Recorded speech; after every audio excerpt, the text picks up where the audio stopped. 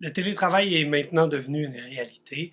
Je vous offre aujourd'hui mes réflexions et surtout mes démarches que j'ai entreprises pour évaluer les compétences linguistiques de mes étudiants à distance.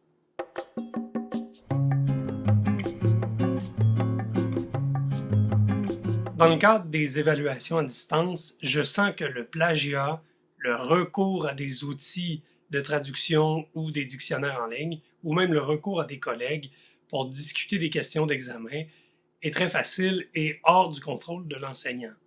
En ce sens, je pense qu'on doit s'en remettre à l'honnêteté de nos étudiants. Et pour s'assurer de cette honnêteté-là, je pense qu'il faut y aller avec des consignes claires pour les évaluations. Alors, je vous invite à prendre connaissance des consignes que j'ai demandées à mes étudiants pour favoriser leur honnêteté pendant leur évaluation. Ne trichez pas, merci. Ah, voilà, ne trichez pas, merci. Voilà, là, pour moi, il est impossible de savoir ce que vous faites à la maison. Donc, pour le respect de vous-même et de moi, essayez de ne pas tricher. Ne trichez pas, évidemment. Une chose est certaine, quand je donne mes évaluations en ligne, je demande à ce que la caméra de tout le monde soit ouverte. De cette façon-là, je peux voir le non-verbal de mes étudiants et je peux surtout voir sur quoi ils travaillent ou s'ils sont seuls en train de faire l'examen. D'une autre part, comme on ne peut pas tout contrôler, peut-être qu'on pourrait changer nos méthodes d'évaluation puis demander des projets d'équipe ou des notes d'équipe dans lesquels les étudiants seraient amenés à travailler ensemble avec différents outils, avec des dictionnaires, et finalement qui seraient vraiment engagés dans une conversation réaliste pour répondre à une tâche, un peu comme une SAE. Personnellement, j'en suis pas rendu là dans mes pratiques. Pour la compréhension orale, j'ai créé un Google Doc unique pour chacun de mes étudiants et j'ai modifié les liens de partage pour qu'ils puissent être capables de les modifier. Ça m'a pris un temps fou, ça valait pas la peine.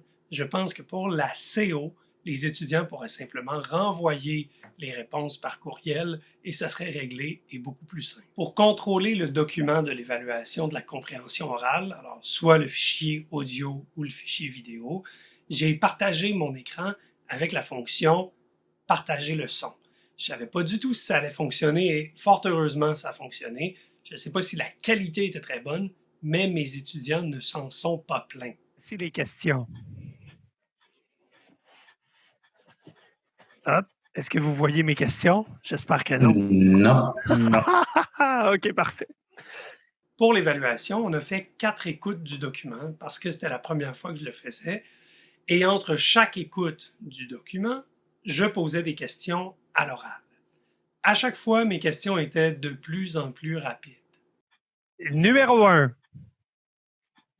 À quelle heure parlera la cofondatrice d'Équiterre dans la programmation du Cégep du Vieux-Montréal?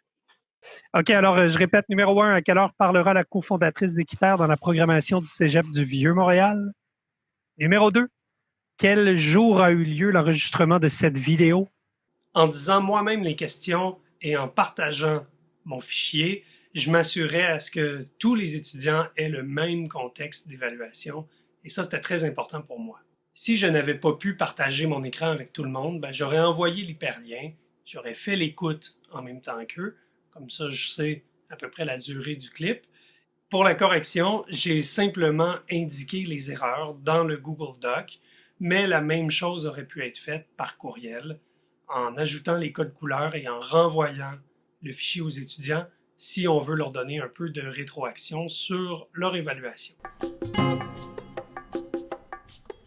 Pour la production orale, c'est à mon sens le plus simple à évaluer et aussi le meilleur indicateur de la performance de mes étudiants, justement parce qu'ils ont recours normalement à rien et que dans la conversation, ils n'ont pas le temps d'aller chercher sur Google Traduction les phrases qu'ils voudraient dire en français de façon correcte. Pour procéder, j'ai utilisé la fonction « Diviser les groupes » dans Zoom, ce qui faisait que chacun de mes étudiants se regroupait dans une salle privée à 2. Ils avaient donc le temps de briser la glace, de discuter un peu. Quand j'arrivais, je leur disais bonjour, puis j'énonçais le sujet de la discussion, et si c'était une discussion entre les deux étudiants, eh bien, je fermais ma caméra pour leur laisser toute la place et pour pas leur envoyer des signaux mixtes ou non-verbaux du professeur qui est en train d'évaluer. Je trouve que cette façon-là est vraiment loyale et beaucoup plus aimable pour les étudiants. Mais Mauro, oui, je dois vous arrêter. J'aurais une question pour vous pour l'évaluation orale. Je pense que ça allait déjà bien. Ma question est, est-ce que l'environnement est important pour vous? Ou qu'est-ce que vous faites pour l'environnement? Vous avez 4 minutes, vous en discutez entre vous et je ferme ma caméra. Par contre, si c'était une conversation avec moi, ou si j'avais à faire une intervention ou poser une question un peu plus directe, ben, je rallumais ma caméra pour leur parler. C'est beaucoup plus humain. Pour la CEP, compréhension écrite, production écrite, lecture, écriture, j'ai créé un Google Form. Google Form est une sorte de questionnaire très facile à utiliser dans lesquels vous pouvez mettre des questions à choix multiples, des questions ouvertes, des questions à développement. Par la suite, j'ai pris le même thème des régions, voyages, descriptions. J'ai mis 2 images et j'ai demandé à mes étudiants un court paragraphe pour donner des nouvelles sur comment ils se sentent en voyage. Ce qui est plaisant avec le logiciel Google Forms, c'est qu'il est assez facile à utiliser pour le créer. Mais la fonction la plus intéressante, c'est celle de comptabilisation des réponses qui se fait de façon automatique. Quand vous allez cliquer sur l'onglet Réponses à côté, vous allez voir des graphiques et des tableaux fabuleux générés automatiquement. Et si vous appuyez sur l'autre petit onglet, vous avez tout ça dans une feuille Excel. Très facile pour la correction, très facilitant. Par ailleurs, ce message n'est pas subventionné, sponsorisé, payé par Google. Mais Google, si tu écoutes, je serais prêt à prendre quelques dollars juste pour rénover mon salon.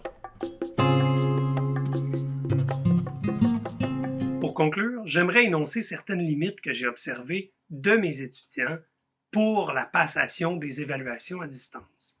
La première, la proximité des autres et le problème de faire un examen dans un 4,5 avec une famille de 5 autour. Voilà. Deuxième, peut-être au niveau de la température, du climat, de la chaleur qu'il peut faire quand on est au 3e étage et que le soleil plombe dans l'appartement. C'est pas confortable pour être concentré et pour faire un examen. Et la troisième est une réalité technique très difficile pour ceux et celles qui ont des enfants qui doivent suivre des cours en ligne avec les commissions scolaires ou avec leurs professeurs.